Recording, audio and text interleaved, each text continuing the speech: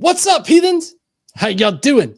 I'm the Godless Engineer, and I critically analyze apologist claims to give you the best arguments and information so that you can stand up and use your voice. Although tonight I'm not, reviewing an apologist necessarily, but we are reviewing sort of a debate. It was a debate, but we're doing a sort of review of the debate with Aaron Adair. Thank you so much, Dr. Adair, for joining me tonight. Carving out some free time there to sort of have this discussion. Hey, I'm happy to be here. And, today's like the first day I'm celebrating the holidays. So nature has worked out for me. We actually got our first snow of the year here in Massachusetts going on right now. Oh, nice. Now, is this like the Christmas holiday or is this like, government shutdown holiday? Oh, Because this is I'm celebrating that one. Yeah. I had a bunch of PTO built up and I'm like, hey, I need to take this time off. Otherwise it just goes in the trash. So see y'all later. I'm doing a staycation. Yeah, no, I feel you on that one. I'm using PTO for next week as well. But I do want to say that tonight is kind of sort of a call-in show. If you'll notice, I get the number in the title and in the description. Also, there's a web link where you can call in to the show if you have any questions about the historicity of Jesus, mythicism, or biblical reliability or anything like that. Dr. Adair, much more adept at this than I am, but I also know a thing or two about this particular area. So if you do have some questions, please feel free to call in. The number is 256 something. Wait a second. 256-634-6984. Is what the number is. Like I said, it's in the title, in the description, and everything like that. So definitely call in if you have any questions. We'd love to, talk to you about the historicity of Jesus and why both of us are mythicists. Now, the debate that we're covering tonight is on the historicity of Jesus, and I always find four-person debates, like 2v2s, to be very hard to do. Is that your experience as well, or do you not mind the 2v2 sort of setup? I would say a 2v2 can work if both teams have already prepared things out, like what statements they're going to give at the beginning, what areas they're going to focus on. If they say, hey, I can imagine if it was a mythicist debate and it's like, hey, you talk about everything we know about Pesherim. You talk everything about manuscript traditions. If you can team off and say who's going to tackle what, that's great. But what really happens is four people talk at once, and it's not that helpful. So yeah, it's hard to do a four-person debate. And technically, what I was in was 1/3 debate, 2/3 discussion, which honestly made things better. But it wasn't structured well to debate out in the way we first started it. Okay. Yeah, sorry. I was trying to bring up some of the notes that I had here to start us off with tonight. So, I've watched the debate 3 times already. And, it was primarily, Berman versus you, right? I know that Neil had some stuff to throw in there, and also Jack did as well. Now, starting off with some of Jack's statements, I find it really odd that it seems like both Berman and Jack Bull, they started off with saying that the canonical gospels were created in the 2nd century as fabrications, but yet this somehow helps their case for historicity. I'm wondering, do you understand their case for it? Because the thing that I came up with seems rather awkward.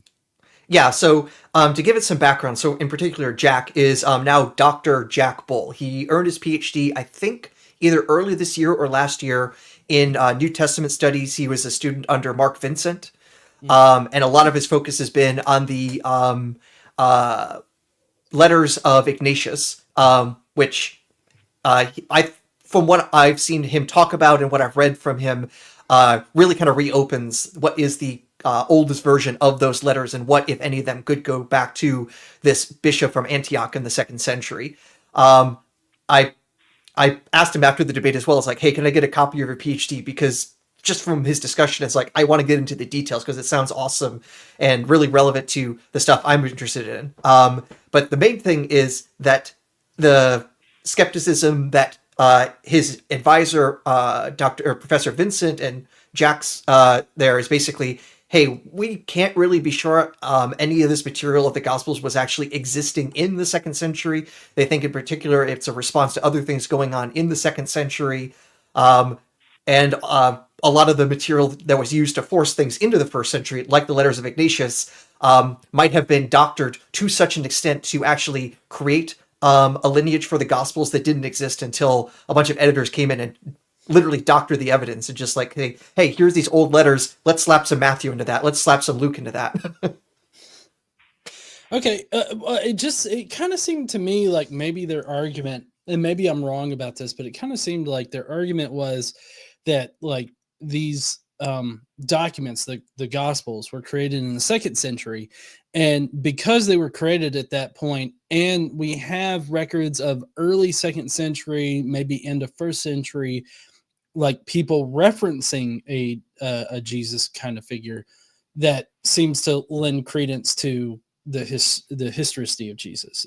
Is that the argument that they were making, or am I misinterpreting that? So there's a couple arguments that I was detecting. One was, you have a bunch of the sources indicating that they thought there was a guy named Jesus, and there's nothing at all implausible about a guy named Jesus existing and getting crucified in the 30s AD. And yeah, there's obviously nothing implausible about that statement. So that seems to be one of their points, saying, hey, there's nothing screwy with this, while the whole angel messiah, space demon fighting messiah seems more difficult to justify. That seems to be part of it. And then secondly, the thing that Jacob was focused on was all the traditions related to James, the brother of Jesus. And of course, if Jesus had a brother, a biological brother, well then clearly that puts him as a historical dude on Earth, not the sky being that like is in the thesis that Richard Carrier has. So those are like the most important ways that they were arguing that position from my memory of our discussion. Okay. Yeah, I know when I had my discussion with Jacob, he seemed to be pretty hard pressed on there needing to be like records of like crucifixions happening in the heavens in order for it to be plausible that they would have believed it.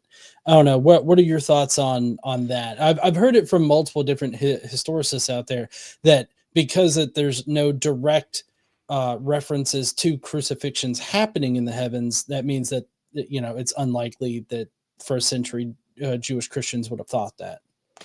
So in a vacuum, if you have two hypotheses, person was killed on Earth, person was killed in space, and you've only ever seen any documentation of one, then it might be reasonable to ask, well, why even think the other?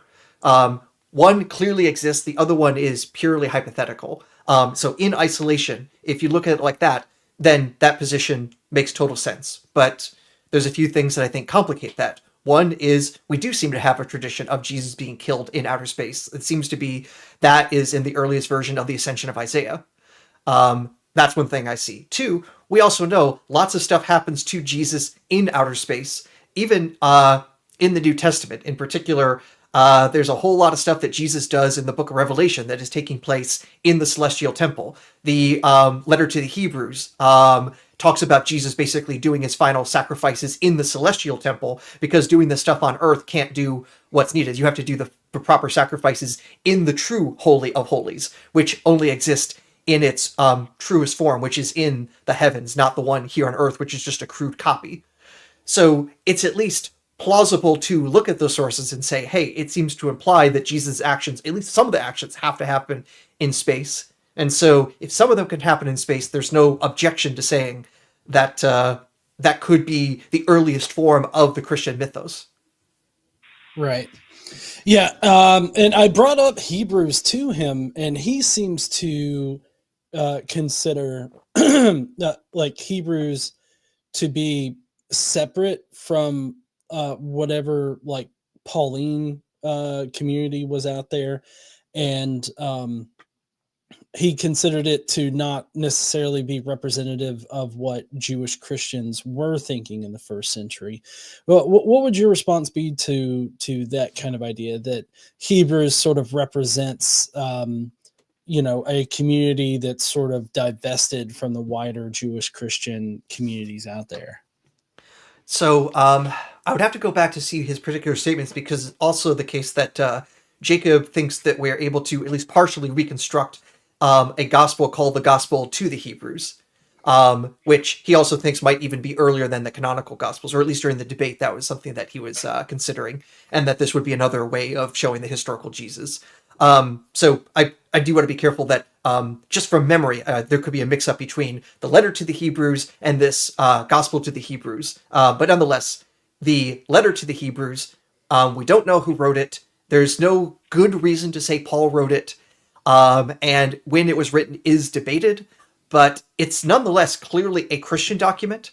And if this is how some Christians are representing Jesus as basically, having all sorts of like this really high Christology, doing all these events in the celestial realm rather than merely on the earthly realm. In fact, nothing clearly on the earthly realm, and making Jesus so spectacular, making him like the figure of Melchizedek, and a very particular form of him. So in Hebrews 7, the letter writer brings up the figure of Melchizedek. Now, this person only shows up in 2 places in the entire Old Testament.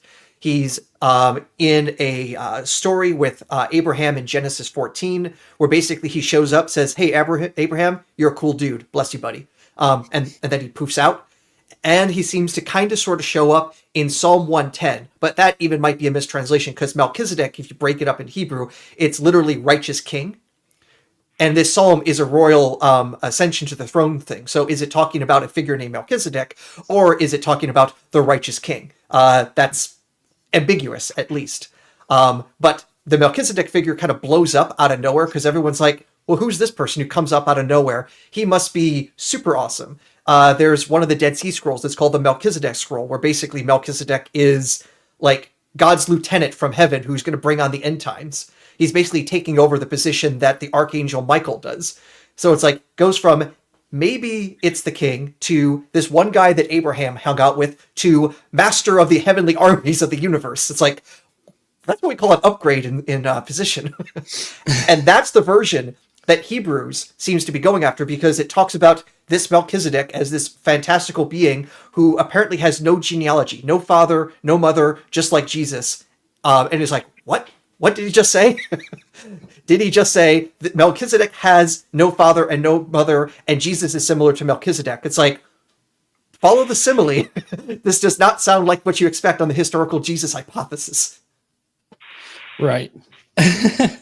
Yeah, and whether or not Paul wrote it, or even if it's not even if it's somehow not first century, which I don't know how to argue that, it's clearly some Christians think this is a representation of Jesus. And if it looks like it makes sense on mythicism, we can't just dismiss it, especially if the historical documentation is what we would call not great.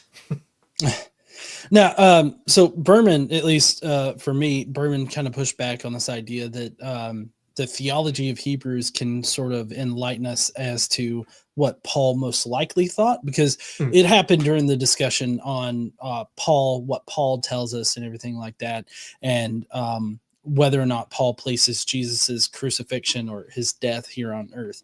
And so I pointed him to Hebrews, and that's where he was trying to divest Hebrews from Jewish Christian theology. What do you think about doing that? Like, do you think that Hebrews is useful in understanding Paul? So it certainly allows us to add context to the beliefs among Christians. So even if it's not written by Paul, if it shows what people like Paul could have written, then it's at least relevant in that way, even if we can't pin it to one particular person. We can still say there are Christians who say X or believe X, and that provides a context to read other Christian texts in a similar way if you don't have other reasons to read it multiple ways. And moreover, if the earliest literature we have is all consistent on some point, then it becomes harder to then try to read, let's say, Paul's letters in light of material that seems to be later. So in particular, if Paul says Jesus says X, and then we go to the Gospels and Jesus says X. Do we say, well, Paul is talking about the same thing at the Gospels, or the reverse could be the Gospels know Paul and they're taking Pauline stuff and putting it into a historical context? If the Gospels are clearly later, and we don't want to force later material onto earlier material if we have stuff from an earlier context that suggests, no, we shouldn't be reading it that way. Or heck, there's even stuff internal to Paul that makes that difficult. So it's admittedly complex, and I don't want to be dismissive of it. And all the more so, the complication that happens is that, especially in that debate, Jacob was not sure if we could even reconstruct what the original Pauline corpus was, what might actually go back to the historical Paul figure, because of who knows what editing, tampering, additions to what he wrote was there, making all the harder to then bring Hebrews into the mess. But I think you're at least right to say, hey, here's Hebrews. We have every reason to think it's at least in the same neighborhood of time as early Christians like Paul. So to read early Christianity without it, I think would be missing out on important background information. Right. Yeah, I totally agree, obviously. Now, one of Jacob, in the debate, one of Jacob's primary, or at least one of his first pieces of evidence is this original Gospel of Thomas. And I feel like this is going to be a theme that runs throughout the evidence that was being used to support a historical Jesus. When he says original Gospel of Thomas, he makes sure to put in the caveat that we don't actually have the original Gospel of Thomas. There's just speculation about whether or not there was a Gospel of Thomas prior to this sayings gospel that we know the Gospel of Thomas as being. So what do you think about this kind of argument for a historical Jesus using this kind of speculative evidence? So let's just take the speculation as is. Let us assume that there is an early version of the Gospel of Thomas. And let's even say that it is earlier than the canonical Gospels as we have them. Does that actually show anything true about there being a historical Jesus? I would say no for a couple of reasons. One, we still have the exact same problems we have with the canonical Gospels. How do they know what they know? And if we think that the canonical Gospels are mostly making up stuff based on their own peculiar interpretations of the Old Testament, then why can't we just say the same thing about Thomas, and Thomas just did it earlier than Mark, for example? How do we go from, this is in the Gospel of Thomas, therefore this is what Jesus probably said?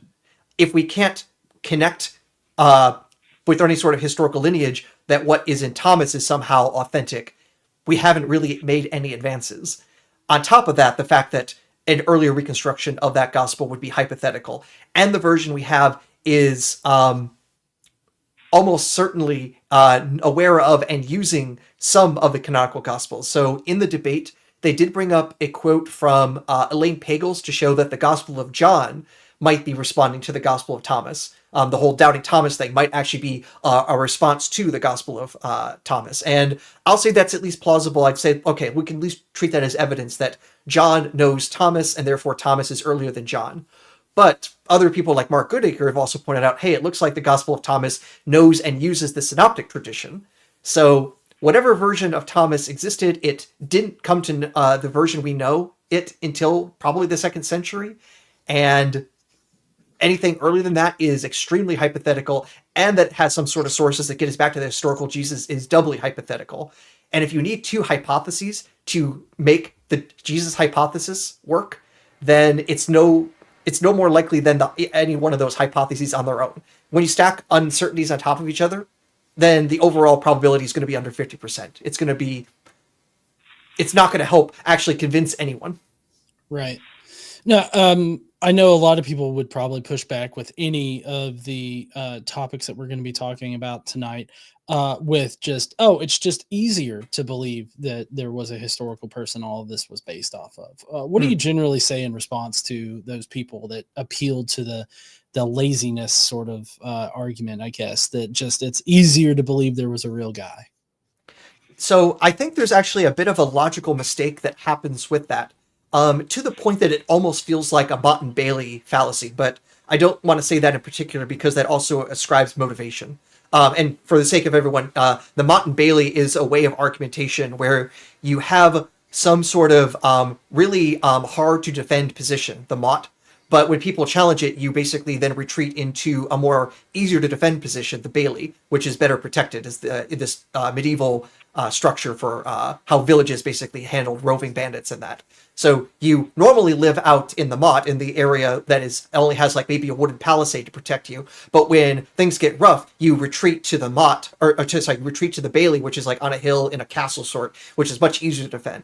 So the position of there's, a guy that got crucified, that seems totally plausible. That's easy. I think that's kind of the bailey. That's easy to defend. But what's the motte? A very particular person who somehow convinced his followers that he was the most amazing being in the universe, short of God himself. And I think that is a different kind of claim. And I think it's one of the issues that I actually have with reconstructions of the historical Jesus, because how do you explain the near instantaneousness of making Jesus not just a cool dude, but basically a heavenly being, like part of, not necessarily part of the Godhead, but basically part of the divine administration.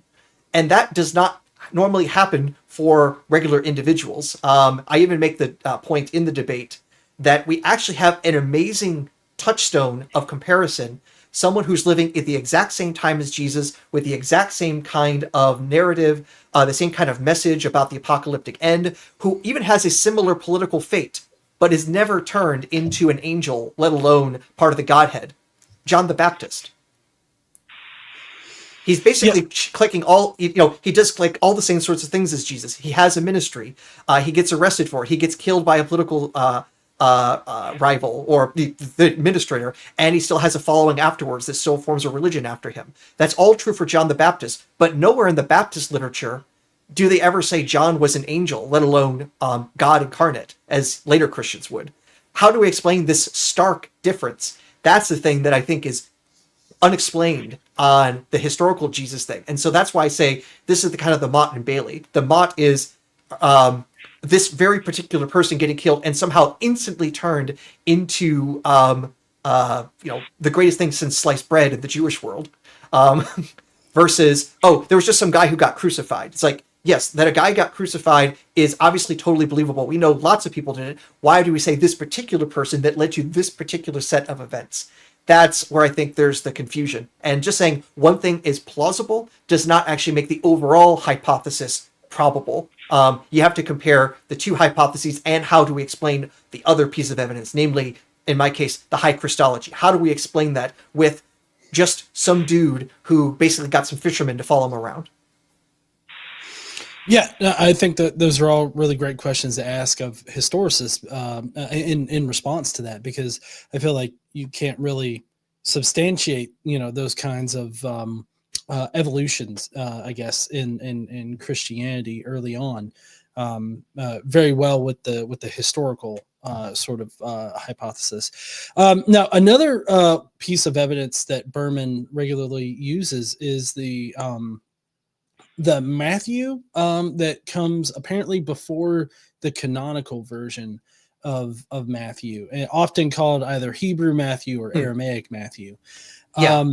This, to me, this seems like it's very speculative and sort of made up information, right? Like it seems similar to Q in the way that, like, well, they just sort of concocted this in order to explain some things that they find, like in the 2nd century or something like that, but yet we can't know what's in it, but yet it seems to have like the information that historicists need.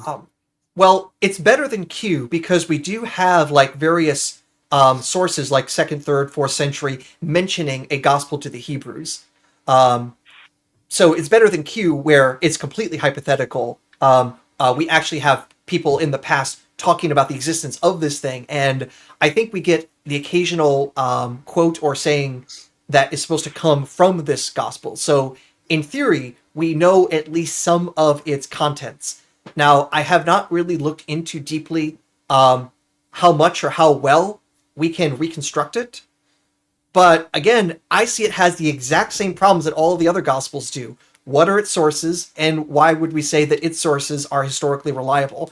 If we're just saying, well, here's another gospel, it's like, great. Is there any reason to think it has any more trustworthy information than John does, than Luke does? If it is the same sort of people just making things up, finding another. It's effectively going to the bookstore, finding another Dracula novel that does not make Dracula any more historical. Yeah, I find that all of these sources that they bring up seem to really lack any kind of actual source criticism, like or at least good sourcing, where we can know Yeah. that they got their information from Yeah. like something that's independent of Christian thought that Right. developed later. Yeah, so there is the issue of independence.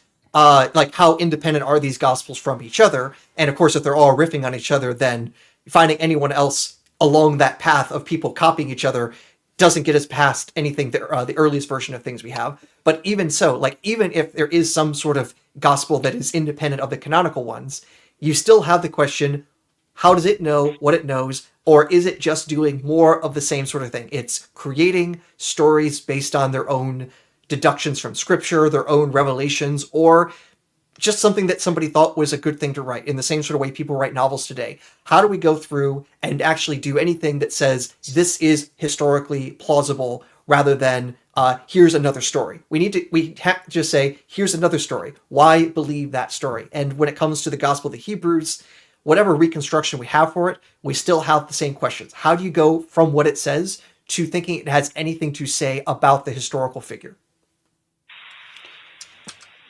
Yeah, so sorry for I was trying to get the number to and link to post in the chat there. If y'all have any questions tonight for Dr. Adair and myself, you can call in using 256-634-6984, or you can use that link that I just put in the chat there. You can call in through the web and you can ask us a question. I do have plenty of lines open if anybody wants to call in and has any questions for anything that we're talking about tonight. Just wanted to reiterate that before we continued on through the sources that was being used in the debate. The next source, though, is Paul. And it seems like Jacob kind of had a complicated relationship with this piece of information, because while he doesn't think that we can know like if there was actually a Paul, but still he uses Paul as evidence that Jesus existed. When I talked to him, he specifically used First Thessalonians in order to prove that Jesus was, or Paul considered Jesus to be crucified by Pilate or killed by the Jews, I think. Right. And Right. then Yeah.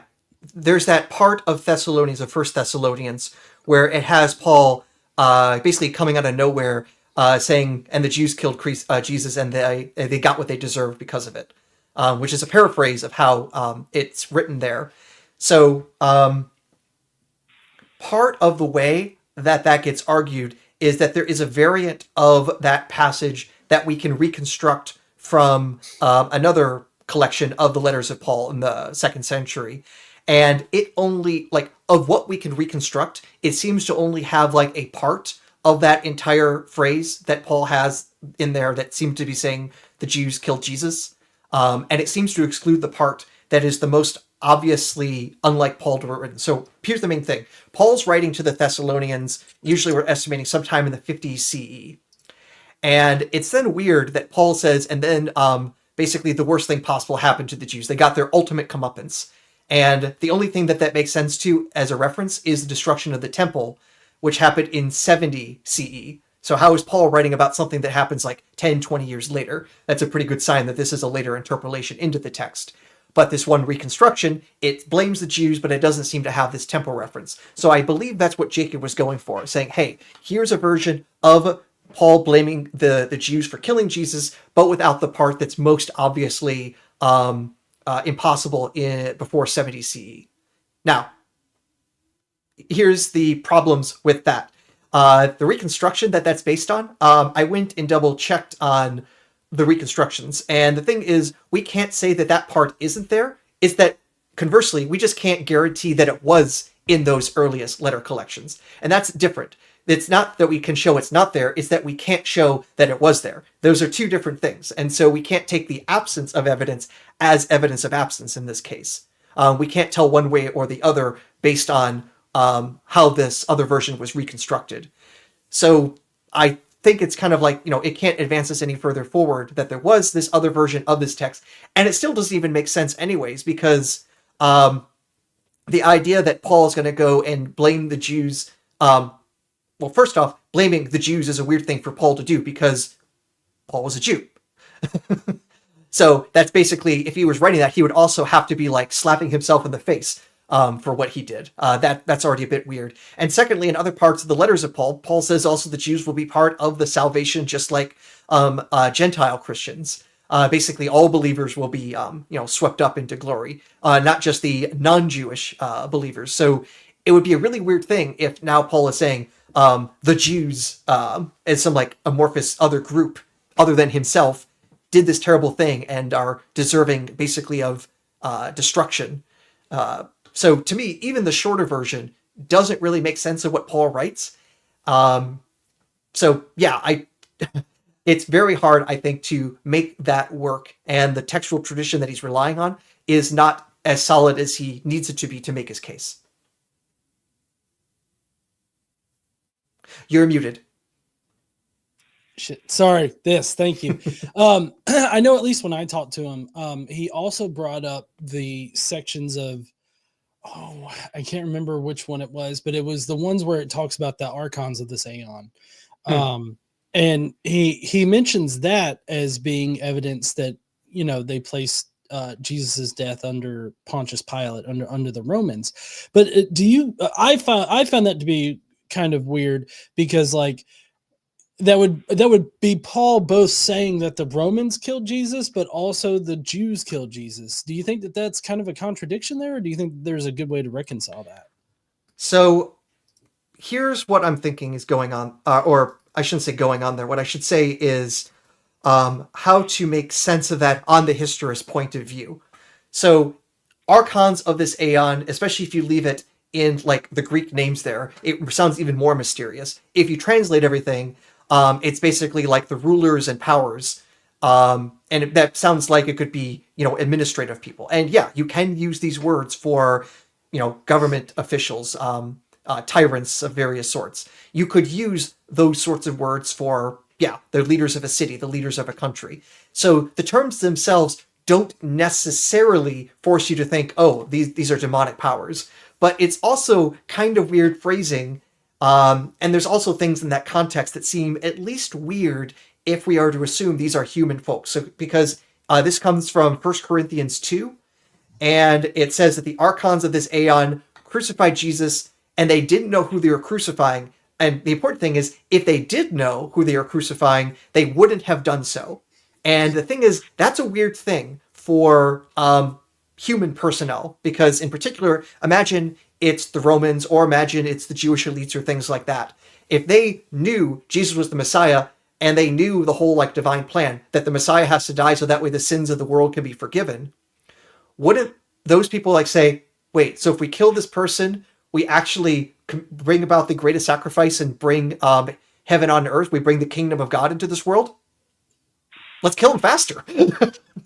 That seems weird. The people that are actually, like the forces that are actually upset by the coming of the kingdom of God are the forces that actually run this world, according to Paul, and that's demonic forces. Those are the things you need to like put on your spiritual armor and fight against. Those are the sorts of things that you need to be worried about. And if I may, I'm going to do a quick screen share, because this was a slide that I had prepared for that discussion, and I think also helps my case, or at least might help me sound more coherent. So I'm trying to share right now. And, oh, good. Okay. So I bring up the line from 1 Corinthians 2 and note that it's, well, you could fit it on the Roman authorities. It seems to make more sense to me if it's talking about demonic powers, but there's another verse that, strangely enough, no one talks about. In fact, not even other mythicists have talked about this, so I feel like I might actually be contributing something new to the argument. So, I have been looking more and more at the book of Revelation and wondering, how could we interpret this book from a mythicist point of view? Could the book of Revelation actually be mythicist literature that actually made it into the New Testament?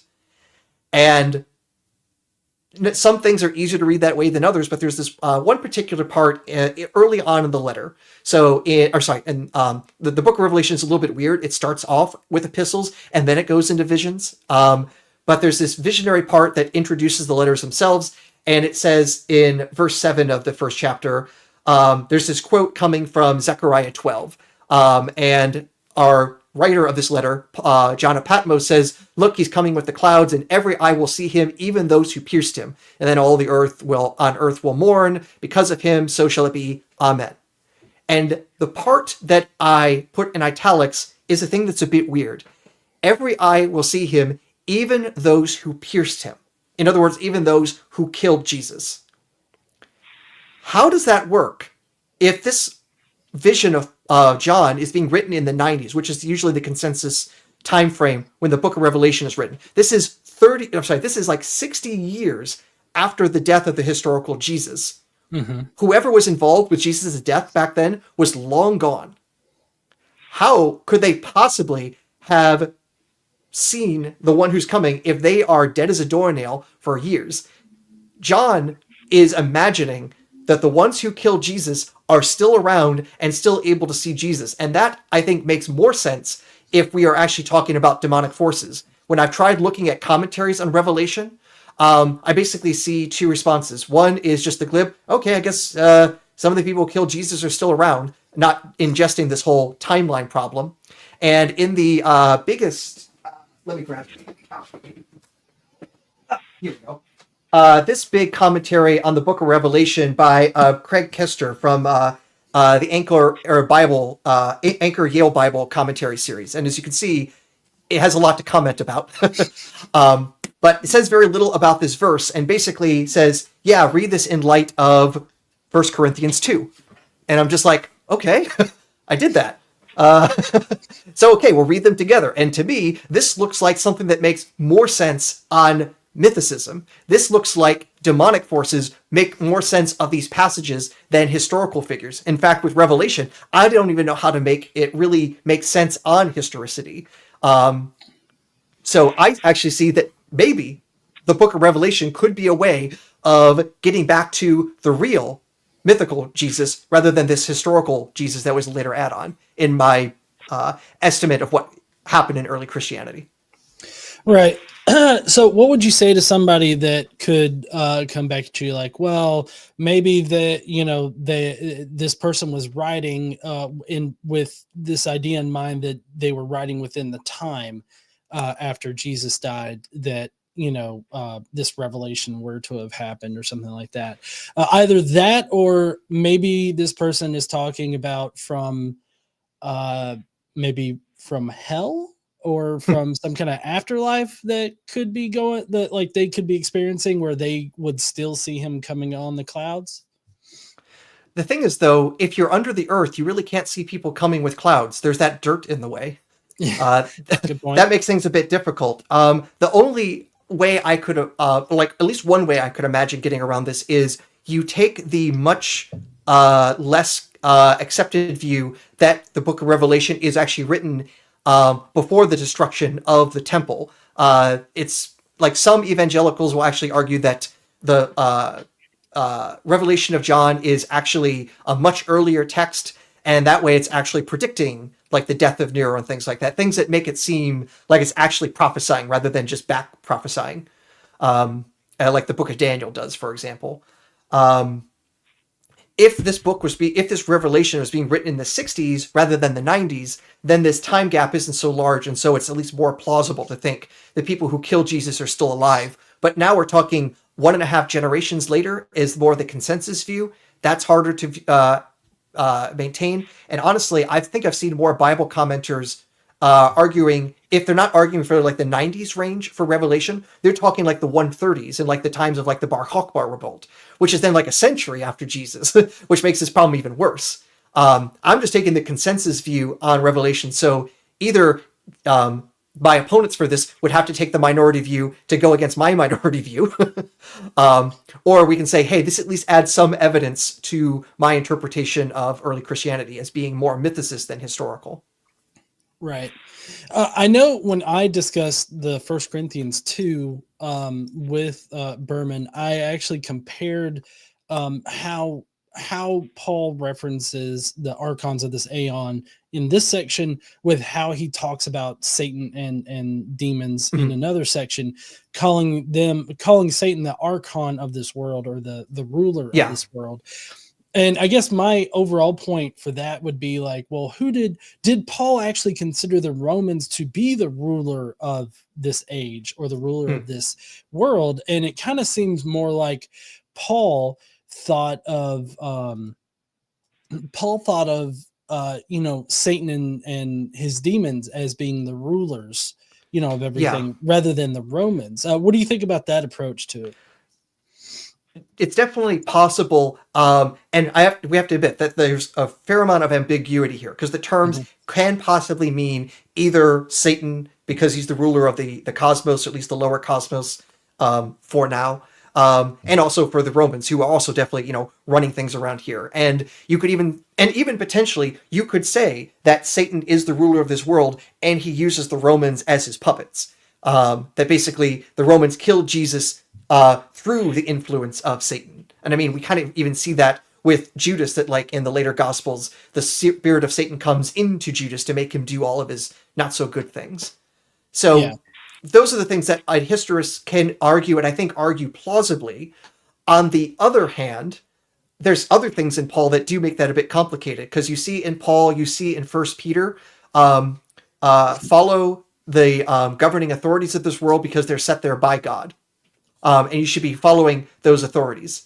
And that's a bit weird if you're also saying they're demon possessed, terrible people. They killed our savior, but do everything they tell you to do because they're appointed by God. It's like that seems harder to square. So that worldview is at least either in tension in the minds of people like Paul, or we are later people imposing on this to try to basically force Paul to be the historist about Jesus that we want.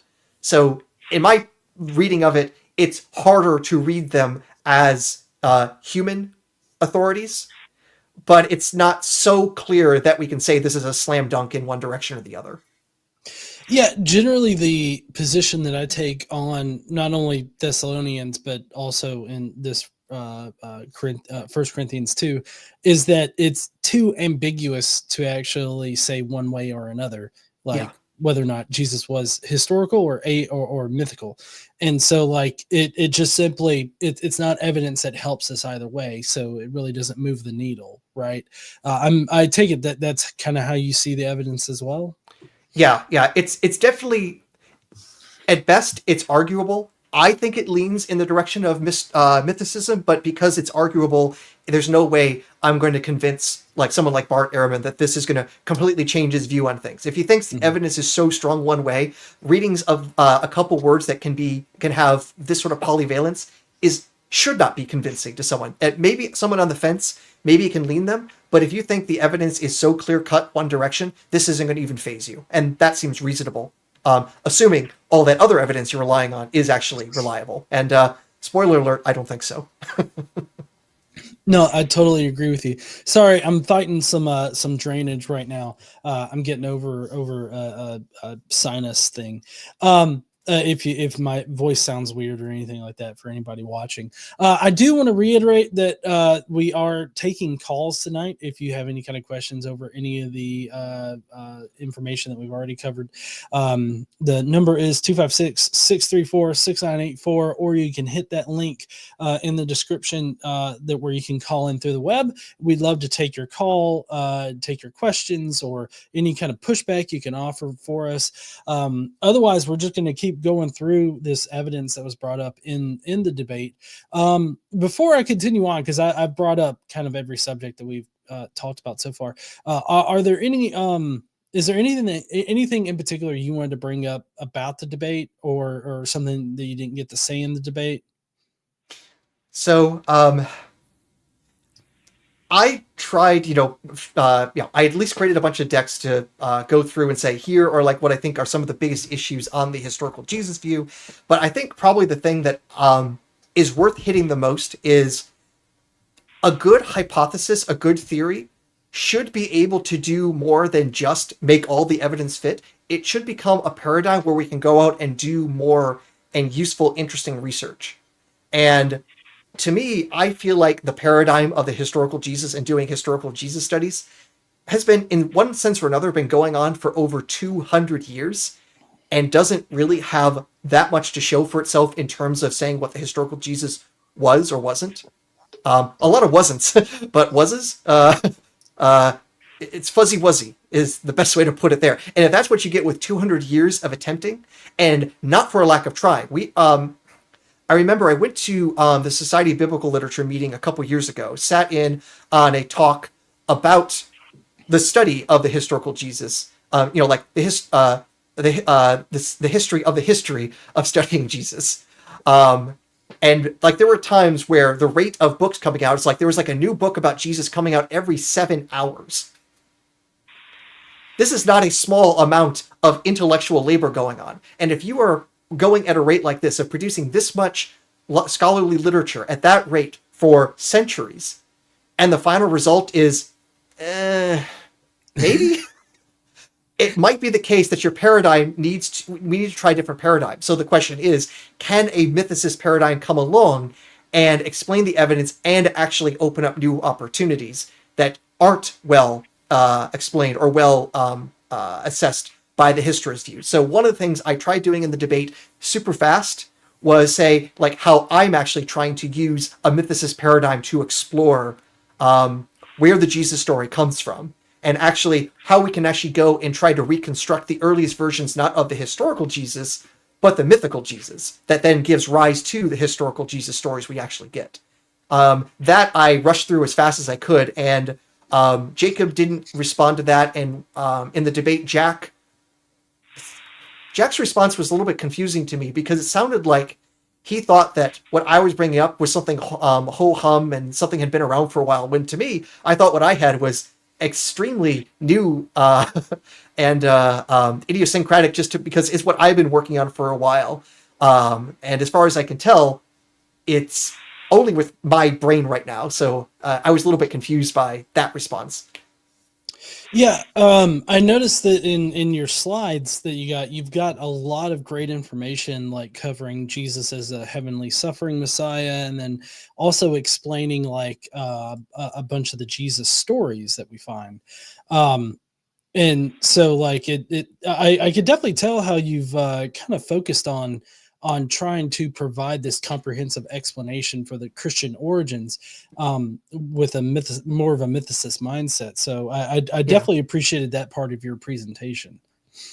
Yeah, it's just that I had to go 10 miles a minute to try to get the material in the time slot. And of course, every single thing I brought up could have been, or actually even, I should say, couldn't have been, literally was a talk at SBL. I went to the last SBL conference and I gave a talk on material that was part of my presentation, namely about Justin Martyr and how he explains why the stories of Jesus sound so similar to that of like Dionysus and other demigods.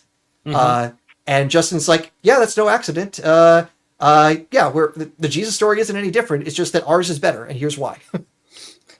Now, who was it? Was it, I can't remember if it was Justin Martyr or if it was Ignatius that said that, the devil went back in time and littered time with all these similar stories. Yes. That was Justin. And that was actually the subject of my talk at SBL. I had to give it a nice fancy title. So it was on the epistemology, Justin Martyr's epistemology of mythology. That was the title for my talk. So you got like 2 or 3 25-cent words in there. That's how you sell these talks. But basically, how does Justin know that the myths of like Dionysus and Zeus and that are just stories, while the stuff about Jesus is totally true? How does he know? How does he know things? How does he claim to even achieve knowledge in the first place? And that's what the whole subject of epistemology is the study of knowledge and knowledge generating. And how does he apply that to other myths? How does he do that to the gospel stories, or even how does he actually explain where the Gospels get their stories? Because Justin is a bit weird in that when he says Jesus did this, he does not say Jesus did this and we know this because this is what the Gospels say. It's basically Jesus did this. We know this because that's what the scriptures say. And we basically see this is also said in the memoirs of the apostles. And basically that's just saying other people made the same deduction. Because here's the thing. When Justin talks about the memoirs of the apostles, he doesn't call them like the Gospel of Mark, the Gospel of Matthew. He doesn't have those names attached, which is one of the pieces of evidence that the Gospels were originally anonymous. They didn't have those names attached because Justin doesn't know them, doesn't even suggest a disciple was irrelevant to any of them. In fact, when he's talking about the memoirs of the apostles, he says the memoirs of the apostles and those who came after, which is basically another way of saying, yeah, this is all written by people like way after the fact in some great chain of people just, adding on to the stories. And among the apostles that Justin says he relies on is John of Patmos. He calls John of Patmos an apostle. And he'll cite Revelation as a source about Jesus. And remember, how does John of Patmos know anything? Mindfuckery. It's basically the only way that you can interpret the book of Revelation is realize if somebody could only talk with memes, that is how John of Patmos talks. He talks only in memes, but the memes all come from like the Old Testament. And that's like all of his grammar. So none of it is based on like historical reckoning. It's basically smashing scriptures together and making that into his cosmic visionary experience of what Jesus did do and will do, along with a bunch of other actors along the way. And that's the only way that that John's revelation even begins to become coherent. Okay. And that's strangely one of that's one of Justin Martyr's sources about Jesus. So that should make you stop and say, wait, if Justin is basically saying, yeah, revelation and weird scripture reading, that's how we know about Jesus, that ain't historical reasoning. I totally agree. We did actually have somebody call in. Do you cool. to? Yeah. You good to take a call? Let's fire up. Yeah. Okay. Hopefully, I think this will work. It worked the last time I did it this way, so we'll see. We're taking. Hello, caller. How you doing? Hi. Yeah, Aaron. Can you hear the caller? I hear the caller. Yes. Okay. Awesome. All right. Sorry. Go ahead. Yeah. So my question is, do we have any other figures in history for which we have lots of forged eyewitness testimony a century after he supposedly existed? That's all. In a sense, yes, we do, because, for example, I don't study this well, but my understanding is a lot of the hadiths, the traditions about Muhammad, are invented way after the fact, sometimes centuries after the fact, saying Muhammad said this or Muhammad did that, and that's why good Muslims should do or believe this or that thing. So there's a long tradition of invented hadiths, and scholars of the hadith tradition have cited for a long time. Yeah, like most of it's fiction. So that's not even like but we know debated. that Muhammad existed, though, right? Perhaps I recently was reading David Fitzgerald's series on what is it called? Playing God. Basically, is a 3-part book series on the development of religions, and he brings up some actual like recent mainstream scholarship showing that really anything about Muhammad we can be sure about, we can't be sure about. So doesn't argue that we should become Muhammad mythicists, but that the case for either his historicity or knowing exactly what he did is on shakier ground than I thought. So I don't know. I'll just say I don't know if he was historical or not. I would have to do a lot more digging to know how strong that case is. Muhammad aside and see if there's any other ones that actually we do know existed. Existed, but also made things up. Let's see here. So Confucius probably existed, and lots of things were put into his mouth afterwards. Buddha, I don't know enough if Buddha... I've tried looking into what we can say about the historicity of Gautama Buddha, and when I literally took a class on Buddhism when I was still an undergrad, I asked my teacher about it, and her response was like, yeah, there was like one book on the like trying to get back to the historical Buddha from like the 1930s, but for the most part, most Buddhist scholars don't care. This isn't interesting to them. and their argument for Buddha existing was, if there's smoke, there's fire. There just isn't that much drive to try to figure things out, because they know almost everything about Buddha is theological literature, not historical memory. So it's just may not be worth the time to try to figure out what Buddha actually did, because our sources are just, everything that they're saying is only for the sake of creating edifying religious fiction. So that's another complication. Again, I mean, we're only listing people that we already have strong doubts about. Yeah. It's like we don't have people saying a century after Caesar's death that, oh yes, we certainly saw him, and we know these reports are forged, and we don't have them warning that you should shun anybody who insists that he didn't exist, which we, so it's like, I don't think we have that kind of testimony about anybody else. I do want to be careful that there are historical people we know. People later made up things and put them in their mouths. Just coming to mind, George Washington. Yeah. We're pretty sure he existed. But like the prayer and vision that he had at Valley Forge, that was all invented basically like on the eve of the American Civil War. So, like half a century after Washington was in the ground, and people were making things up and putting that into a story. So we know those kind of things happen. Well, and I think the Washington prayer, the famous scene where like Washington prayed before he went into battle or something like that. I think the Valley Forge prayer, and also having a vision of the United States, and just about to go to war at a time when it came out in the newspaper just before the Civil War. How prescient! Right. But again, these aren't people insisting that he really existed, and that we should disbelieve anybody who says he didn't. Right. So I think you're referring to things like in the pastoral epistles that basically saying, or no, more like 2 Peter, basically saying anyone who says that Jesus didn't come in the flesh is, like an antichrist or things like that. And Ignatius. Yeah. Yeah. That is, I can't think of an example like that. That is indeed a little bit weird, to put it mildly. Yes. Yeah. And so I think that's a valid point. I just don't know. I just don't know how strong of a point that is. Like, sorry, go ahead. I'm sorry. In the epistles of Pilate. Those are almost certainly forged, because it's basically repeating stuff from the Gospels, and we here's the thing. You broke up a little bit. I'm sorry, I didn't hear that very well. Oh, sorry. We know they're forged, but do people forge things like that about anybody else? Oh, people forge things for all sorts of reasons. Why does somebody feel motivated to forge epistles of Pilate? Sorry, what's your name? Unless Nate.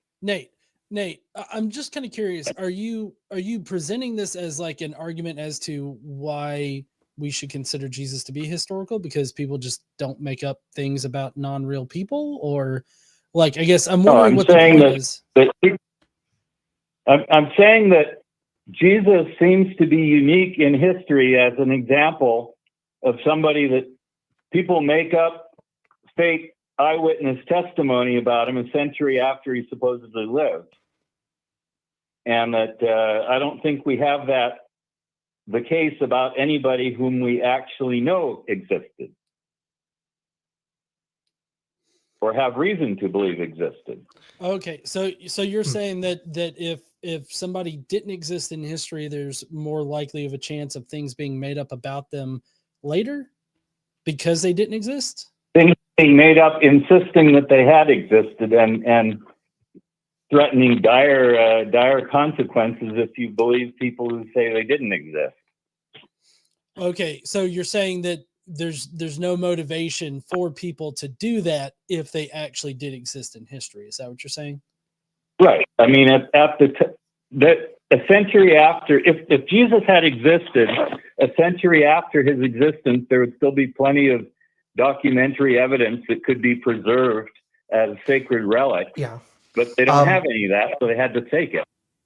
One thing I would be careful about that line of argumenting, because ultimately you will have people insisting something is historical if there are doubters out there. But the thing is, there can also be doubters out there that don't have good reasons. And as an example, there are people who doubt the Holocaust, and they're fucking wrong. Yeah. And it doesn't matter how much evidence is presented, they just find some way to dismiss all of it. So I would not take the argument, hey, these people are insisting the Holocaust happened. Maybe that's a reason to doubt the Holocaust. That's unfortunately what the argument you have here could be construed as. So I would be careful with it.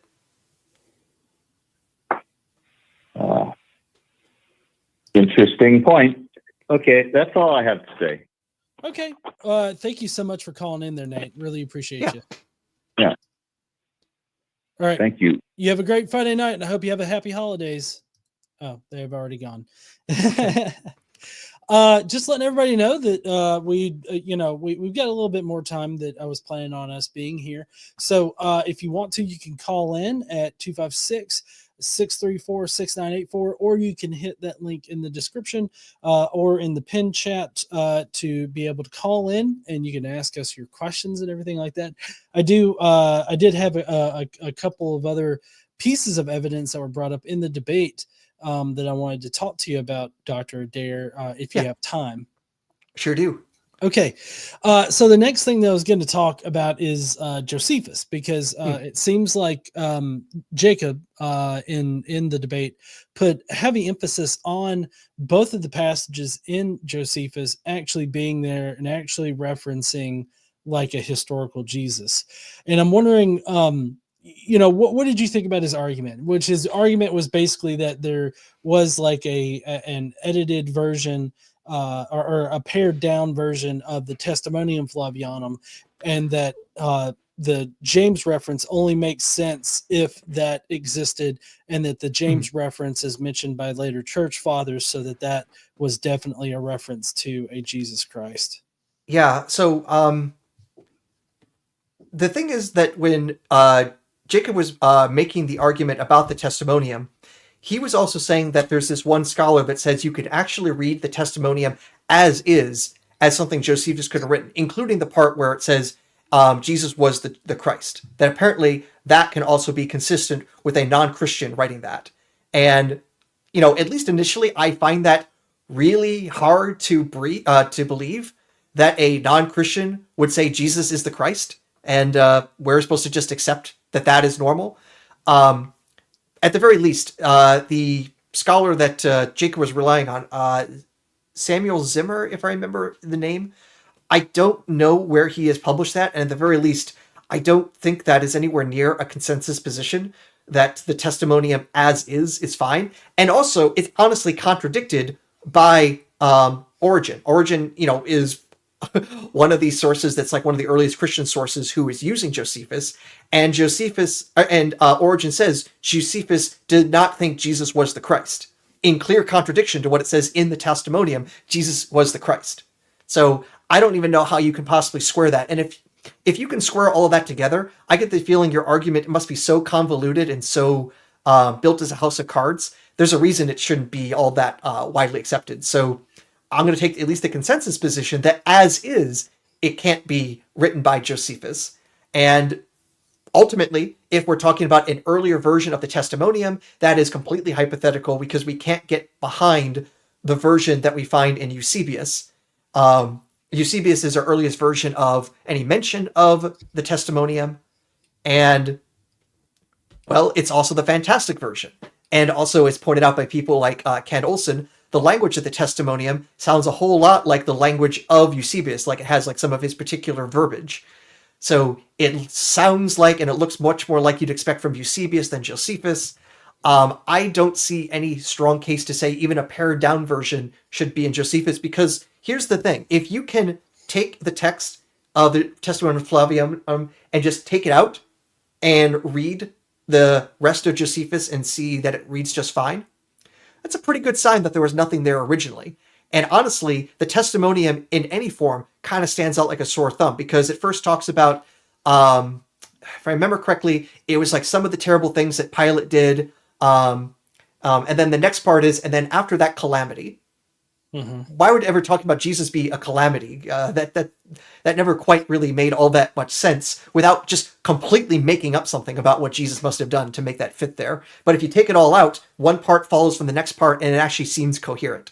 So to me, the text makes more sense without the testimonium. Now, I think Jacob is right that the testimonium, the part that we find in chapter 18 of Antiquities to the Jews, and the little mention of James, the brother of Jesus, him called the Christ, in book 20, they kind of work together, because if the testimonium's not there, then the only time the word Christos is ever used in the entirety of Josephus's works is that one little aside talking about this James, the brother of Jesus, in book 20. And it seems like Josephus went out of his way to try to not use this term, and it would not have been a normally understood term for his Gentile audience. So if he did use the term, he would have had to explain it. So in a sense, if he used Christus here in book 20, then there must have been something back earlier that mentioned a Christus, so that way it even begins to make sense. But since I don't think the testimonium fits there, then it really doesn't make sense that there's this reference to something that never existed. So I do see there's that interconnection. But most importantly, the phrase, him called the Christ, that is there, to me makes a lot of sense if that's a later insertion, like it was a marginal note that got included. So often you will hear people say, oh, this was actually disparaging because you can translate the phrase as the so-called Christ, which sounds much more dismissive. And yeah, that sounds dismissive. But the thing is, that exact phrase in Greek is identical to what you find in the Gospel of Matthew in multiple cases. And I'm pretty sure the author of the Gospel of Matthew thought Jesus was the Christ. So he was not saying, and Jesus, the so-called Christ that I happen to devote my life to. It's like, no. The fact that it is identical to the phrasing in Matthew, and it's also phrasing that I think is elsewhere in Origen's writings, to me, it makes a whole lot more sense that this is something a Christian had as some sort of aside. Because again, if we take out just those three words and to say, hey, what if this was a marginal gloss? Can the text make sense? And honestly, it makes more sense because Josephus goes out of his way to say, hey, here's a bunch of people that the high priest killed. One of them was James, the brother of Jesus.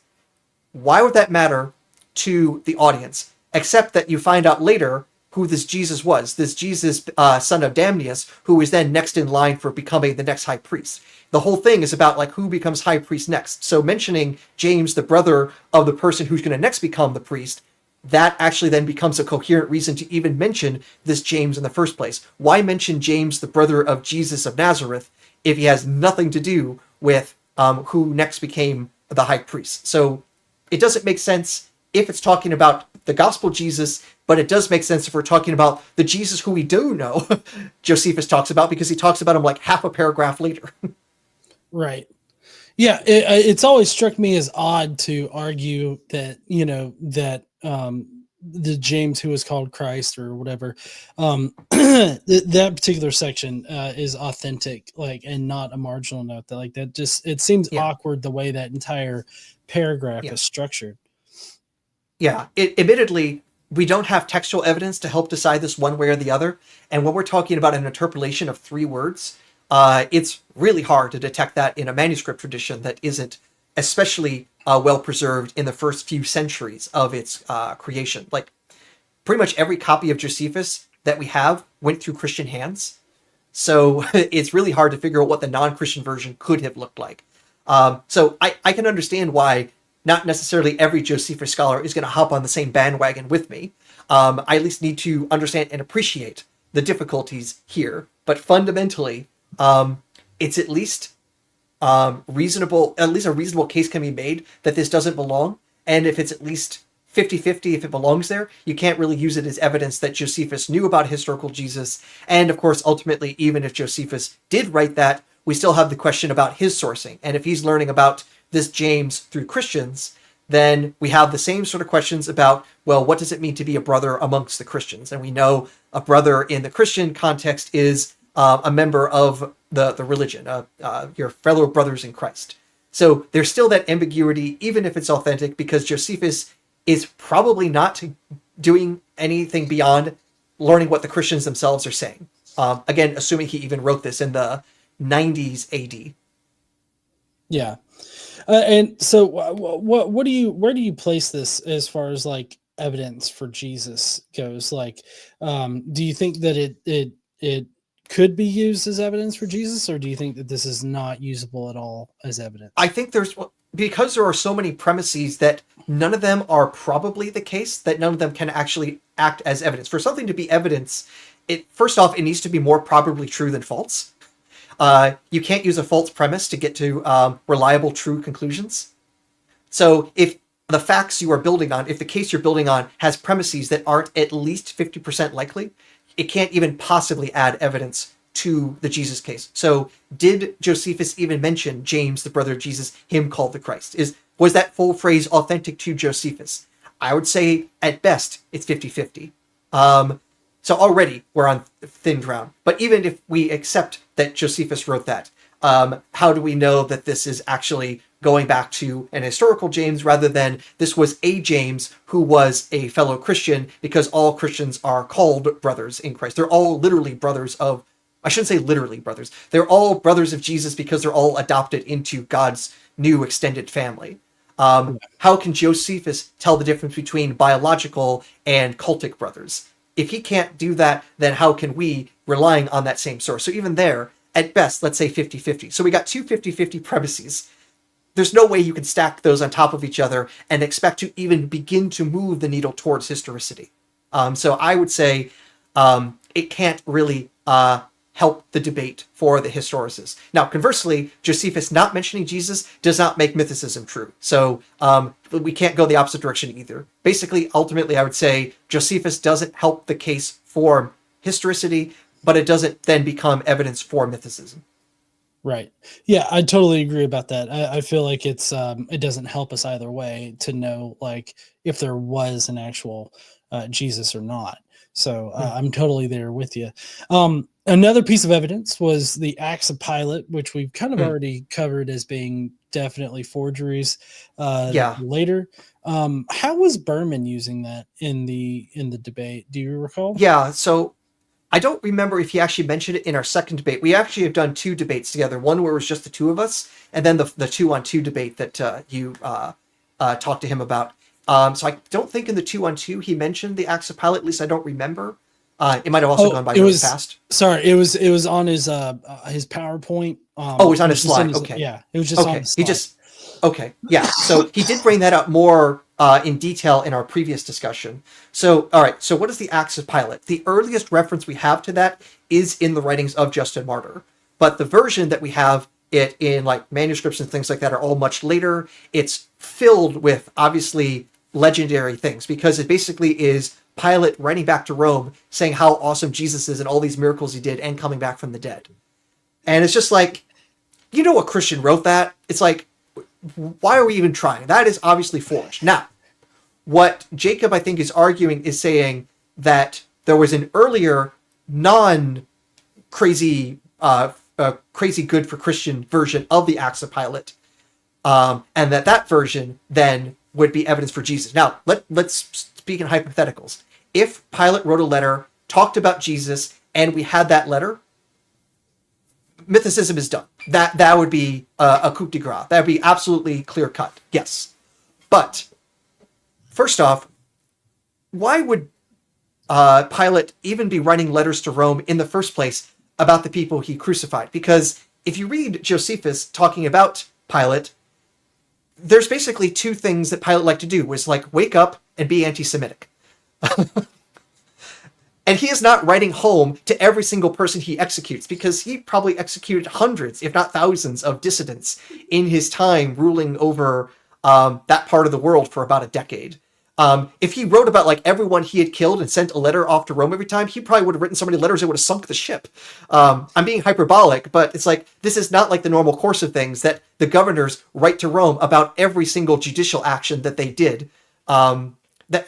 Like the only letters we ever get are like, for example, like Pliny the Younger writing to Trajan, and writing because he's trying to get legal opinions or discussing things because, hey, we're bros, that sort of thing. It's not that Pliny is writing about every single case that he has when it's like obvious what he's going to do. It's like, oh, you stole a loaf of bread, crucified. You looked at me funny, double crucified. whatever excuses they have for executions back then, because it wasn't exactly the best of the judicial systems. At the very least, as much as people might complain about the law system in the U.S. today, boy, oh boy, would I rather have a jury of my peers than a bench trial by the person who doesn't even speak my language and, is trying to get this case over so he can execute the person behind me.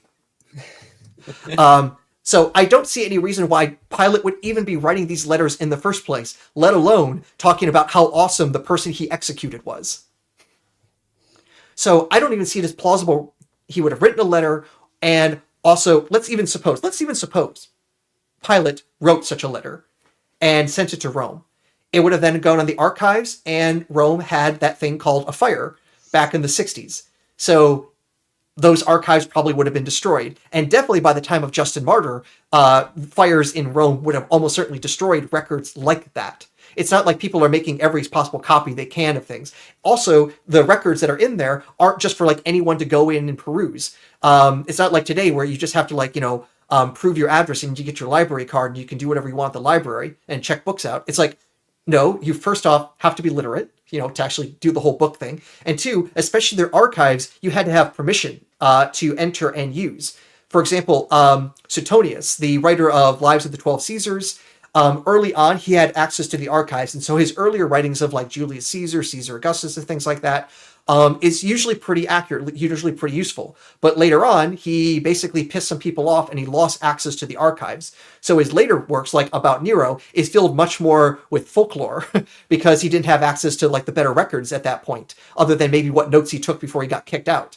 So if Suetonius, who was a Roman senator, can lose access, how is the random Christian supposed to go in and get these execution orders from a century earlier? It just doesn't have any plausibility there even would be a record. Christians would have access, and it has anything to do with this clearly fake document that was floating around in the 2nd, 3rd, 4th centuries. Yeah, no, I'm right there with you on it. It seems ridiculous to bring it up as evidence, for a historical Jesus. It also comes across as very speculative in my opinion.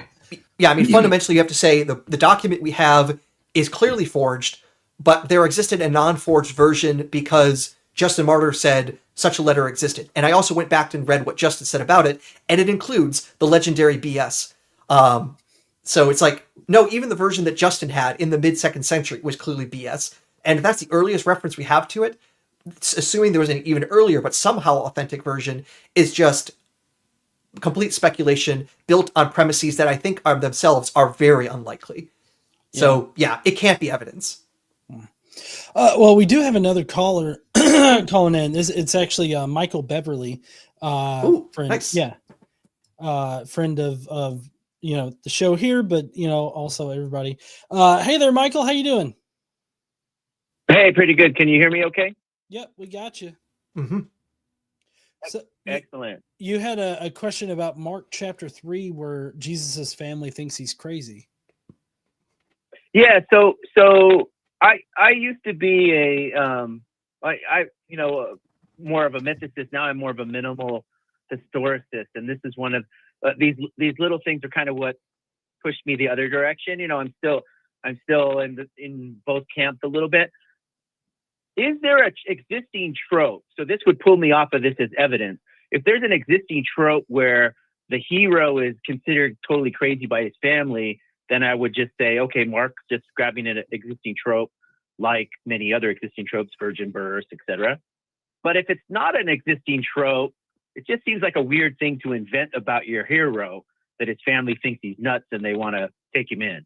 Does that make sense? I follow. So this seems, at least related to what scholars had called the criterion of embarrassment, that, hey, Christians wouldn't make up embarrassing things, and so they're more likely to be historical. And to your point, if it's not based on some sort of literary trope, then it's even less likely to have been something invented because it wasn't, quote unquote, in the air. I follow that point, but there's a few things I'll say in response. So first off, do you think Mark found this story to be embarrassing to his understanding of Jesus? Well, it seems to me that if Mark's working completely on tropes and completely inventing his God man, like the baptism happens, Jesus is adopted and he's a son of a god, and he goes and he becomes a hero, he gets killed, he's following all these tropes, then I would say, yeah, that would be like an embarrassing story. It seems to argue that he had to include that because this is part of some existing either oral tradition or thought about Jesus, or otherwise why add it? But if it was an existing trope, it would make total sense.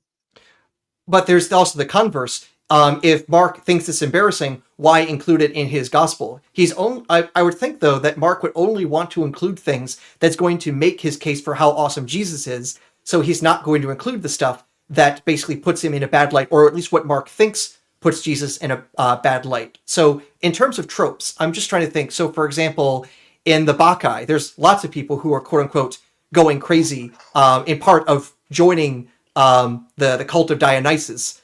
There's that sort of element. You see in the Gospels themselves that a prophet has to be ridiculed and kicked out and not believed by his own people. That's something that comes up. But perhaps the more important thing is, just like today, when people join a really devoted cult of any sort, their family members say, "You've gone crazy."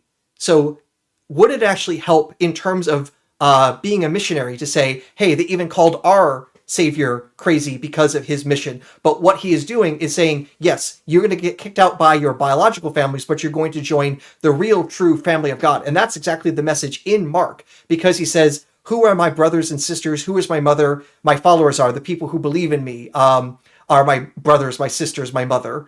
So it seems to be saying, yeah, this old family, they're going to call you crazy, but you're going to join the real club. And so that might be more helpful to the followers, in the same sort of way how Jesus is going and getting baptized, becoming basically a way of justifying the ritual for Christians going and getting baptized. So I think that is a plausible way to read that without it having to have any historical kernel. Whether or not Jesus existed, I don't think Mark would have included this if he thought it didn't have a purpose he was arguing. He thinks there's a reason to tell this story. He thinks it helps his mission, and we need to read it that way, rather than thinking he was somehow forced to write about embarrassing things about Jesus.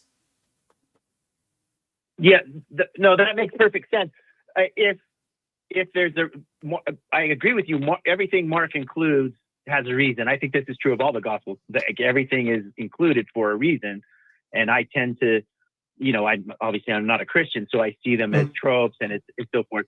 So if at the time, however, it seems to me you're doing an anachronistic error here. Yes, today we think cult members are crazy, but back then, wasn't everybody in a cult? Wasn't that normal to follow? I mean, there was Hercules cult, there was Dionysian cult. To worship the demigod was normal back then. So what I'm asking is there a trope that when you brought up the Bacchae, but in the Bacchae is Dionysus isn't considered the crazy one, it's his followers. Maybe that's a parallel there, but it seems a stretch. I forget if they actually said that, because originally in the Bacchae, when Dionysus shows up, he shows up and they think he's just a regular dude and, kind of talking crazy. And so they put him in prison. Then he breaks out of prison because, he's magic, but somehow still not believing that he must be an actual god. It's a great story with, the end will kind of tear you apart, maybe literally tear you apart. That's a joke, because the main character, Pentheus, literally gets ripped apart by Dionysus' followers. Spoilers. You had 25 centuries to read it, so it's not my fault. Yeah. But I do take your point, but it is also the case, though, that there were cults that people were joining that were, suppressed or thought to be out there. So, when the Dionysus cult originally came to Rome, it was actually being suppressed by the Romans, and at least for a while, it was illegal, because it thought, it parts hey, this cult is coming in, making our people go get drunk in the woods and go crazy and do all sorts of orgy stuff. We can't have that, and anyone who's super devoted to that must be kind of crazy. So there was at least some of that. I mean, it's very much true that, yes, you could go and you could join and be part of 10 different mystery cults in a week, and no one would bat an eye necessarily. And it was the Christians coming along and saying, no, you can only come and worship us. You can't go to the Mithraeum as well, or the cult or the Temple of Isis as well. But there were still, quote unquote, crazy cults back then, and just like today, some people are a bit crazy about joining just about any group. I mean, hey, some people are crazy about CrossFit. I think there's still some crazy CrossFitters. And there are people back then who would have been made fun of for being culty for whatever thing they've fallen into as a fad. Yeah, okay, that makes sense. All right, well, I'm going to go. This is an interesting question to me for my own research, to go back and see if I can find other tropes that match that, because then that would seal the deal that it's just another mythology, which I see most things as being mythic elements. So anyway, thanks. But hey, John, thanks for having me on. I hope you have a Merry Christmas. Yep, you too. Thank there, you so Michael. much. All right, bye-bye. Bye. Merry Christmas. Yeah, I was gonna say that I find that a lot of the things in like Mark's gospel and the other gospels, a lot of them serve theological purposes. So like, if maybe I'm wrong in assuming this, but if there's like a theological purpose for some kind of story, it's kind of hard to make the argument that it was like an embarrassing fact, or it was an embarrassing thing that they had to include because they couldn't exclude it. Right. You could say that a story is there because it has a theological purpose and there is an historical reason for it. In that case, we would say that the evidence is overdetermined. That's just to use the technical language to say that any one of these things can do it. So having both together is more than abundantly reasons for seeing it. And that means you can't tell which of the two reasons is the true reason why it's there. There's too much determining it. You can't distinguish the two, or at least on current evidence, we don't know how to untangle the two possibilities. And the key thing, though, is anything that Mark says, he thinks there's a reason for it. And if he thinks there's a reason for it, because it fits his political ends, and he's not an historian, so he's not actually trying to tell you what the truth is, but what he wants you to believe, we can't really extract anything historical based on that thing. Ultimately, the criteria of embarrassment can't really get us what we want it to, based on fundamentally, we're dealing with novels, and I have a hard time saying what is historical in a novel unless you have some outside reason to know it's historical. Like, imagine it's 3,000 years in the future, and the only remnants left of New York City are Spider-Man comics. Now, could we reconstruct New York City based on the artwork from Spider-Man comics? Potentially, yes. But I think a historian of the future would say, hey, the only evidence we have of New York City are these clearly crazy stories about this guy fighting a rhino in the streets. If that were our only source, there's no way we could actually say, oh, and the Empire State Building is actually real and historical, if Spider-Man were our only source for it. Now, fortunately, we have much better evidence for New York City. Take, for example, the existence of my wife. She lived in New York City for a good chunk of her life. So I would say that's pretty good evidence for New York City. Right. We actually do have another call on the line to talk about what Michael Beverly actually just called in to talk about. All right. Hi there, caller. How are you doing? What's your name? Hey, I go by Jesus Tales. Jesus Tales. Hey there, Jesus Tales. All right, so you're saying that it actually is a trope, what Michael Beverly was talking about. It's an Old Testament trope. You want to elaborate a little bit? Well, yeah. Jesus, son of Nun, Joshua. He is rejected by the people of Israel, and they threaten to stone him exactly 40 years before he kills the king of Jerusalem in the book of Joshua chapter 10, right? Okay. So this guy is known to Mark, the author, as Jesus. As he's learning to be a scribe, Mark reads the book of Jesus. Okay, so, excuse me, kind of nervous. You're fine. So it is a trope of the hero being rejected. Jeremiah was rejected by his hometown of Anathoth exactly 40 years before Jerusalem was destroyed. So Jesus of Nazareth is just a Jewish literary trope. I do think that I'm sorry, Aaron. I just want to say this one thing real quick. I do think that there's a lot of Old Testament sort of parallels between, you know, how Jesus is treated as a prophet in the New Testament and how prophets are treated in the Old Testament. And you do find that happening a lot. The prophets are rejected, even though they're exalted by God. And then the Israelites, they come to know how wrong they were about it. And that kind of seems to be a recurring thing in the Old Testament. So I definitely see what you're talking about there. What do you have to say, Aaron? So I would have to look at I would have to look in detail at the particulars that Jesus Tales brought up. But since you mentioned Jeremiah, I was looking at that not too long ago because of another thing I'm writing about Jeremiah and like the Exodus tradition. And Jeremiah gives this like saying like, hey, here's what God's telling me. And God is telling me to do this, but God is also telling me, I know you are going to reject what I'm telling you instantly. So that tradition that God tells the prophets what to say and do, and the people will reject them, and God knows that's going to be the case, but he's going to tell them anyways. So that way they really get what's coming to them. That seems to show up a lot. In a sense, I mean, that's like the way of how a lot of the Old Testament explains like, hey, we're in exile. What did we do wrong? Oh, we must have rejected what the prophets told us to do. And, you know, that's a theme that shows up in a lot of the prophets from my memory. So I think there is truth to what Jesus Tales is saying. And not to mention, the New Testament says that itself. I think it's in Luke that says, yes, a prophet has to be rejected in their hometown. I don't know if there's a particular place where someone's rejected in their hometown. Again, I'd have to check that. But nonetheless, the gospel writers are saying, yeah, this is a normal trope that prophets get booed. But do the prophets ever get called crazy or out of their minds for what they're saying? That I don't know. And I would want to look for that particular thing to help answer Michael's earlier question, just to have as much an apples to apples comparison. But I think Jesus Tales, you're definitely on to the right path with what you're saying.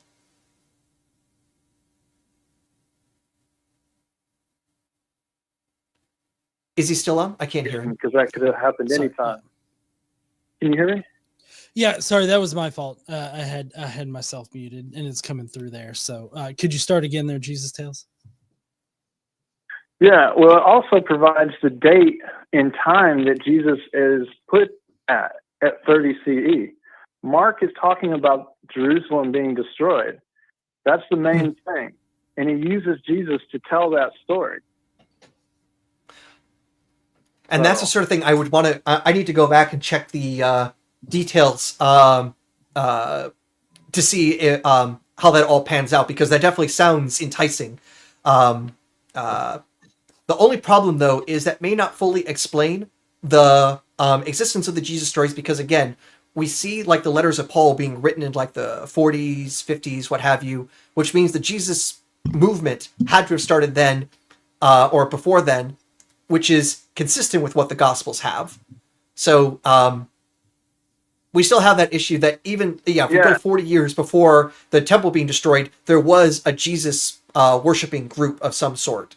That can't be explained away. Well, okay. Yes. Well, Jeremiah twice promises that there's going to be a leader that brings the people back from Babylon. And twice he compares, Yahweh of old with the Exodus and the conquest to the new Yahweh that will be the one that brings, the people back from Babylon twice. Well, Zechariah twice crowns Jesus, son of Jehozadak, as the branch. So that probably is where the Jesus actually religion or cult, it has to do with the Old Testament Jesus's. Right. I know what you're going with there, because, that's one of the things that Richard Carrier brings up about Zechariah 6 and the Jesus, son of Jehozadak, being the Anatole in the Greek. But there's a few things that definitely make this complex. One is the Greek versus the Hebrew versus the earlier versions of the Hebrew, because it looks like somebody muffed up a lot of the Hebrew text of Zechariah. Some of that we also see muffed up into the Greek when it was translated. And then in that particular Greek version, it has things where it seems to suggest that, Joshua is the Anatole, and that Natale being the translation of seedling, Setic, I think was the Hebrew underlying that, which is, then the word for branch, or at least a word for branch, which might refer to the Messiah. So there's a few plates that have to be spinning all together for that all to work. It's at least plausible, and I know that's what Richard does with his case. But just notice that there's a lot of plates that have to spin to make sense of all of it. Well, no, I'm not talking about Richard's case. Richard makes a fine case, but I don't think that Richard sees the fact that Jeremiah twice calls for the branch, calls him Yahweh is our righteousness, right? Which is a phrase, it's not a name. Zechariah answers Jeremiah. Jeremiah is the most answered book in the Old Testament, maybe in the entire Bible. People answer him. Haggai, the prophet Haggai directly answers Jeremiah by calling Zerubbabel the signet ring. But Zechariah answers Jeremiah by crowning Jesus, son of Jehozadak, where Jehozadak means Yahweh is righteous, which is really close to the phrase that Jeremiah is using. Right. So I think I follow you. It just seems to me, Yeah. I think I do follow that. It's just I remember that there is some confusion between the Hebrew versus the Greek in the translations there, and ultimately how much of that would have been picked out by a first century interpreter. That I need to go back and investigate before I say anything, because again, it sounds like a path I would want to explore. It definitely sounds like a profitable place to search for, Jesus tales. Okay. Well, if you have time, I've got one more little piece here to the puzzle. Okay. Well, last Okay, one. We do have another call to get to, but we got time for one last thing. Okay. Starting in Mark chapter 10, there's a blind man by the side of the road, calls out, Son of David, heal me. At that point, Mark switches to his source is Zechariah 8 through 14, which is an appendage to the first part of Zechariah. The first part of Zechariah is about Jesus, son of Jehozadak. The second half of it is rewriting the story of Absalom, son of David.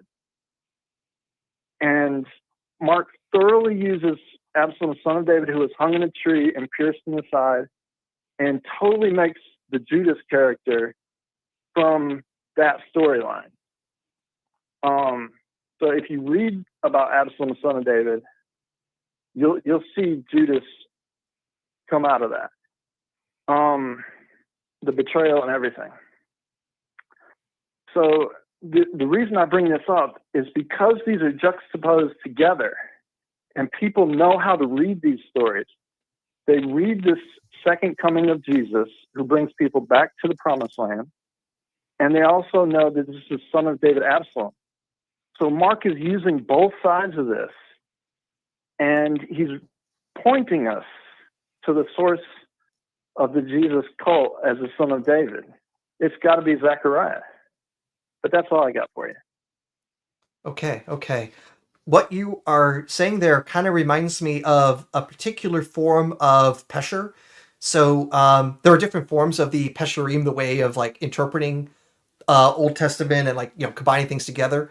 And in particular, what it sounds like you might be going for is what we call a continuous Pesher, where basically you are reading one book or one set of books from a prophet, going through and then finding the connections along the way. But the thing that holds everything together is the existing structure there. So if you were basically reading Zechariah from chapter 1 to the end, and then making these connections along the way with other Old Testament prophecies or statements to create the Pesher story, that sounds like what you might be doing by creating the Jesus stories this way. So I would investigate how much could be done by the idea of continuous Pesher as an approach. So, for example, the Pesher about the from Habakkuk in the Dead Sea Scrolls. That's supposed to be one of the examples of a continuous Pesher, basically starting from the beginning of Habakkuk, going through the various like phrases in there, and then saying, and this means this because it connects to this other thing. But the thing that makes it continuous is the book of Habakkuk itself, or the prophecies of Habakkuk as one go. So it sounds like maybe that would be the way to approach that. But we're going to have to let you go so we can hop to our next caller. But thank you for calling in. And those are some useful insights that I would have to explore. Thanks. Bye. Thanks, Jesus Tales.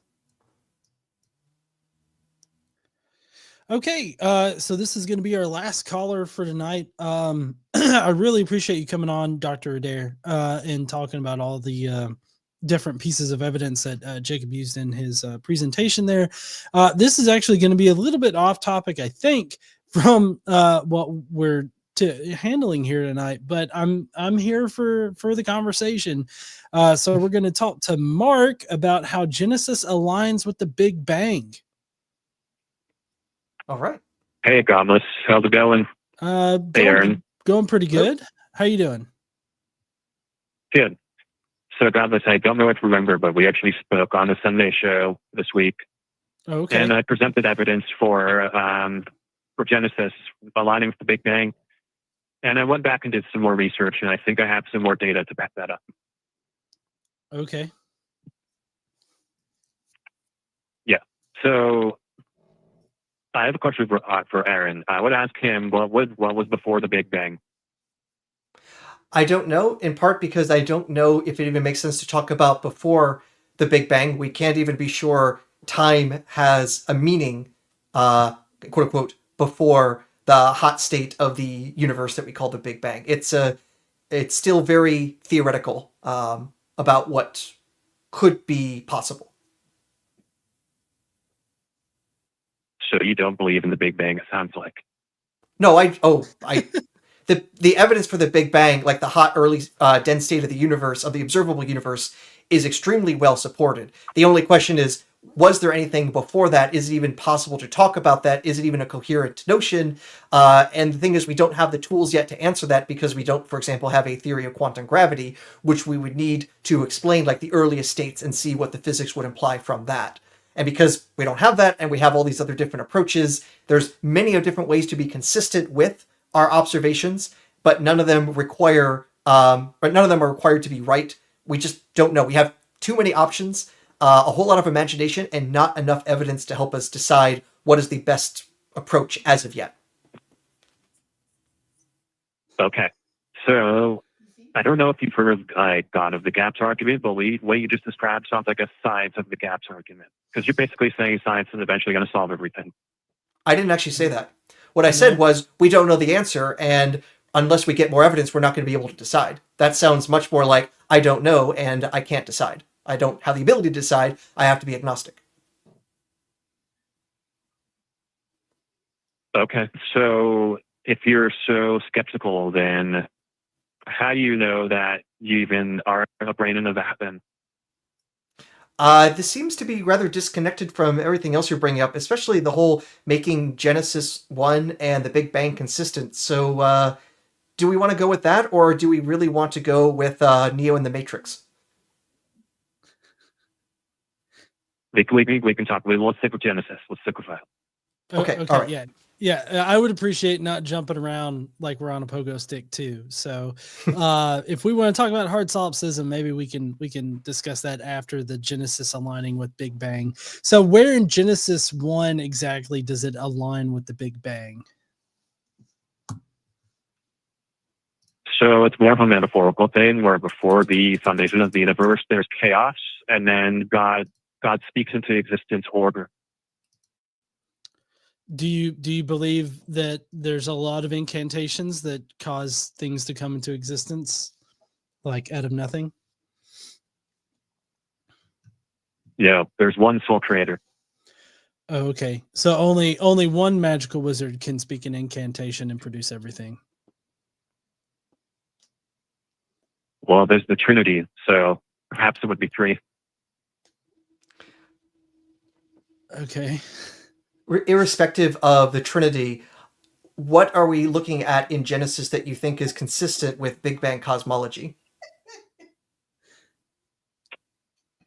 The chaos before the foundation of the universe. So I guess the question is, do you think Genesis 1 represents the chaos before order better than in the Theogony, where literally chaos exists before order? And I mean, literally, the word chaos is used in the Greek. I'm not familiar with that, but I know Genesis does describe the entropy of the universe extremely well. So the thing is, the word entropy did not exist back then, so we know it didn't use that word. Secondly, the Theogony is actually several centuries older than Genesis 1, because Genesis 1 comes from the priestly writer, and he's writing perhaps during the exilic period, maybe even later. I'm actually arguing in an article I'm working on that it's actually significantly later. Nonetheless, the idea that there was a disorderly state, then a god came in and made things orderly, is what we see in Sumerian, Babylonian, Egyptian, Greek myth. This is actually par for the course. And conversely, I think we're skipping a lot of details. Say that again. Well, sorry. isn't that kind of evidence that we find? So the fact that we find the story throughout different communities, that would be evidence that it actually is true. Well, the thing is, a lot of those communities talk about like, hey, the god literally made the universe by shitting things out, and that's how the land was created. Literally, the universe was created from the god's feces, for example. Or in Norse mythology, that it was basically due to the body of a giant that was killed. These things do not comport with Big Bang cosmology. To put it mildly, the universe is not made of shit. There are shitty things about the world we live in, but it's not quite the same thing. Sorry, he dropped. I didn't drop him. He hung up on us. Okay. Okay. I was going to ask him though, if we're supposed to really believe Genesis 1, where did the water come from? Because the Spirit of God is over the face of the waters before God makes light. If God made everything, where did that water come from? Because then God didn't create everything, did he? Yeah. No, and I was going to say, he talked about how the Bible describes entropy like really well. I don't know where he's getting this, like, especially in the very first bit of Genesis here, it says the earth was complete chaos and darkness covered the face of the deep. Like it doesn't really even define what chaos means in this particular situation or how that translates to like. Yeah. And my understanding of the Hebrew is that it's a bit ambiguous. It can just mean that there's stuff around, but it just hasn't been ordered up into like something useful. Basically, it's like having the clay before it's been turned into a pot. So that's the way of thinking of chaos. Yeah, but I mean, like, I don't know how that translates to the Big Bang or the inflation of the universe, because like, as I understand it, maybe you can correct me if I'm wrong, as I understand it, the universe nearly instantaneously inflated and then it was evenly filled with energy, like the universe was, and it's only as entropy increased, only then does this order or this perceived order of like, going from clay to pot seem to take place. Yeah, it's also a little bit weird just because like normally when creation has come in and they say that life couldn't exist on its own because it would break the second law of thermodynamics, basically the law of entropy, because they would be going from disorder to order. But now he's saying, no, that's actually proof of the Bible, the universe going from disorder to order on its own. That's completely scientific rather than, oh, it's miraculous. So there's some inconsistency there. But the key thing is, the law of entropy doesn't actually say things get more disorderly or more orderly, because entropy is not a measure of orderliness. Right. In fact, strangely enough, you almost need an increase in entropy to get orderliness if you actually have a differential. So when I was writing my book on aliens and religion, available now on Amazon, buy for Christmas time, I was looking into some of the physics of the formation of life, of abiogenesis.